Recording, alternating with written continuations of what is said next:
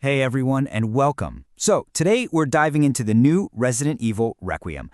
But we're not here to talk about the zombies or the jump scares.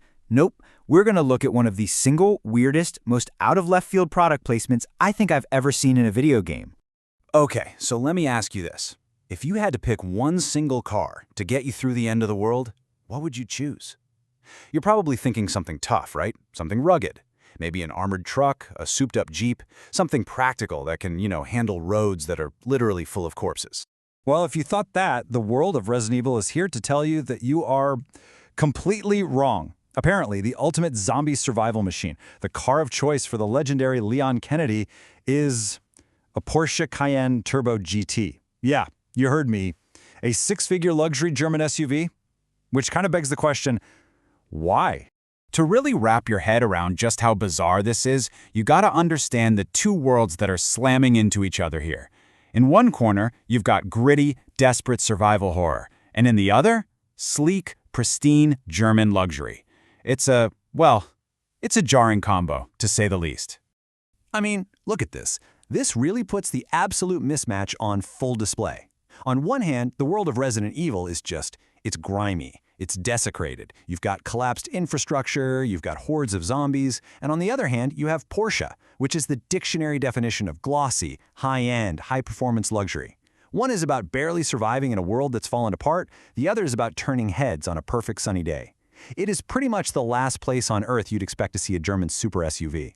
And yet, there it is. Now, the game's creators, Capcom, they actually gave some pretty funny tongue-in-cheek reasons for why this is the perfect getaway car for Leon. And to be honest, when you hear them, they almost kind of make a weird sort of sense.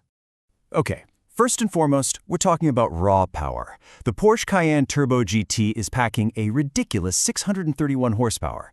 And let's be real, when you're being chased by a horde of zombies, you're going to want an engine that can leave them in the dust. So, point Porsche. Oh, but it gets so much better. They even try to point out the practical features. Apparently, its high ground clearance is just ideal for traversing corpse-filled roads. That huge trunk space, it's perfect for all those befuddling puzzle items you always have to lug around in these games. And of course, plenty of legroom for your fellow survivors. See, it's all perfectly rational. All right, jokes aside, this isn't just some random little Easter egg that an artist decided to sneak in. As you've probably guessed by now, there's a much bigger, real-world story happening right behind the scenes here. This quote from TopGear.com just hits the nail on the head.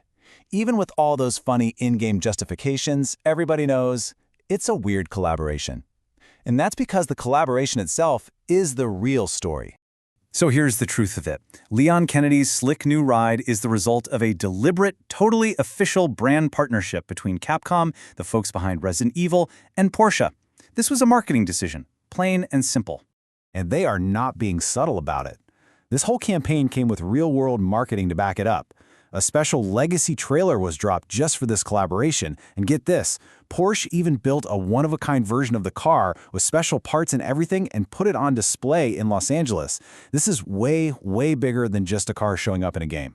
So why should we care about any of this? Well, this very, very strange team-up between a luxury car brand and a horror game actually tells us a whole lot about where advertising and entertainment are headed. What this really all boils down to is that we're stepping into a completely new frontier. The lines between our digital entertainment and real-world marketing, they're blurring faster than ever. This collaboration proves that pretty much any brand, no matter how out of place it might seem, can find a home in any digital universe. I mean, it's luxury cars and a zombie apocalypse today. What's it going to be tomorrow? And that leaves you with a really fascinating question to chew on.